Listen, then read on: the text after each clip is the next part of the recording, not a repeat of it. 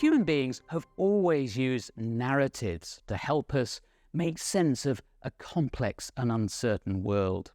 The stories we tell each other can be very influential, especially when they stir our emotions. A 2023 study, for example, showed how narratives make investors act irrationally during a market crisis. What we find is that we can, in a way, distill down all these narratives into coherent stories at any one point in time, which seem to be fairly dominant and influential.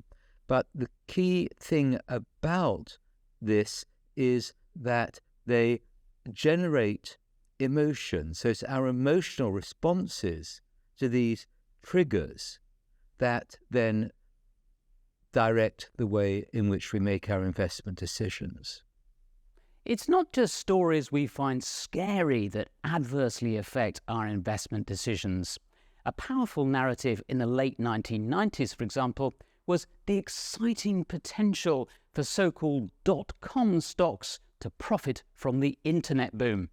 The market went up something like 1,200% and then overnight collapsed back to pretty much where it was. So that's an example of where these stories, which generated enormous emotions of excitement, mania, led to this dramatic market bubble. And then, of course, when ultimately the reality imploded, the bubble just collapsed. And now the narratives all generated panic, revulsion, blame and guilt for getting involved in the first place. It's inevitable in a market crisis like the one at the start of the COVID pandemic, for example, that we want to understand what's going on and what the likely consequences are.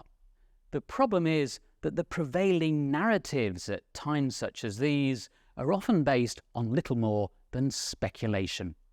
In the middle of a market crisis, it is perhaps not the best thing to look in one's panic at particular views of pundits, often self-described pundits, because that can often only make things worse. And coming back to the market collapse in the first 2 months of COVID pandemic, and then its immediate recovery, if one had panicked and sold, then one ultimately would have lost 30%. If one had stayed in the market, then one would have made probably between 50 and 100% from the point of time when COVID was first recognized. The best course of action in a crash or correction is almost always inaction. But it can be very hard to sit on your hands when prices fall, even for a behavioral scientist. Like all my other colleagues in finance, we are only human, prey to all the same fallibilities when it comes to investing.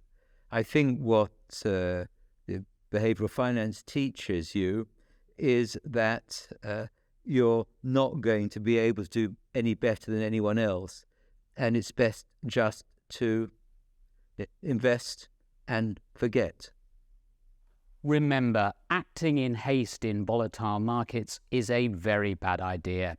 If you're in any doubt, you should always seek the advice of a financial advisor.